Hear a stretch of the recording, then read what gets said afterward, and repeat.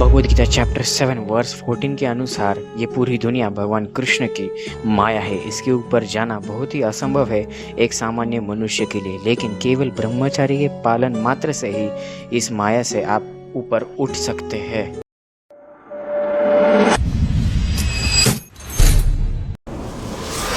तो इसे समझते हैं एक कहानी के माध्यम से।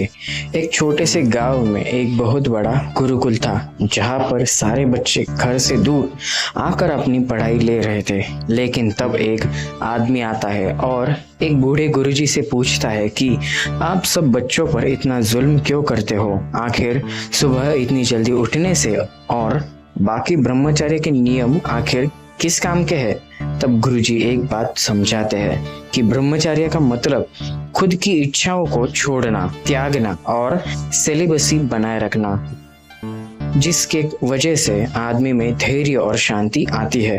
तो गुरुजी ब्रह्मचर्य को 3 भागों में बांटते हैं और बताते हैं कि नंबर 1, ब्रह्मचर्य मतलब सिर्फ सीमेंट रिटेंशन नहीं, तो वो उसका मतलब है खुद के जीवन में पर्पस ढूंढना। अब ब्रह्मचर्य ही क्यों? तो ब्रह्मचर्य में ऐसी प्रैक्टिस जैसे कि सुबह जल्दी उठना, व्याकुलता से दूर रहना, तामसिक और रासिक आहार से दूर रहना, शब्द से मन में एक तीर्थ आती है और रोम रोम में ताकत आती है। ब्रह्मचर्य एक और नियम है कि जो उसे खास बना देता है।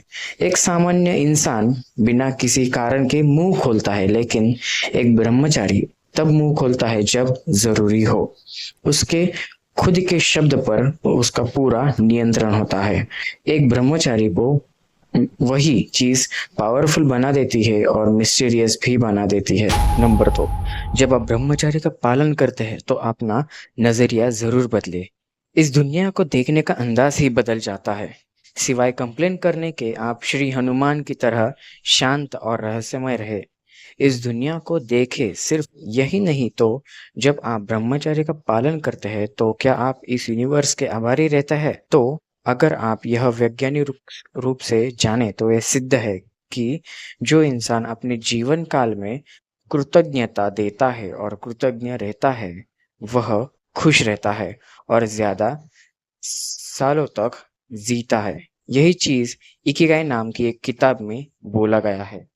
भगवद गीता के मुताबिक ब्रह्मचर्य एक ऐसा माध्यम है अनुशासन का, जिसे आप परमात्मा से ज्वाइन हो जाते हैं, उनसे अलाइन हो जाते हैं, और सिर्फ वही नहीं, तो इस दुनिया से ऊपर देखने लगते हैं। आप इस माया से ही दूर हो जाते हैं। ब्रह्मचर्य का एक सबसे बड़ा पिलर है सत्संग। फिर वह व्यक्तित्व विकास वाली पुस्तकें हो सकती है, या फिर शायद कुछ और, जैसे कि गुरुजी का प्रवचन सुनना, अच्छे दोस्तों के साथ दोस्ती करना। जब आप ऐसा करते हो तो आपकी वाइब्रेशनल फ्रीक्वेंसी उन लोगों के साथ अलाइन होना शुरू होती है। फिर आप अपनी आदतें, अपने शब्द और अपनी सारी चीज़ों में फर्क देखोगे, क्योंकि हम इंसान जैसे सुनते हैं, जैसे बोलते हैं और जैसे लोगों के साथ रहते हैं, वैसे ही हम बन जाते हैं। और यह सिर्फ ब्रह्मचर्य ही नहीं, तो श्रीमद् भगवद गीता भी यही बात बताती है। आपको क्या लगा कि ब्रह्मचर्य सही है?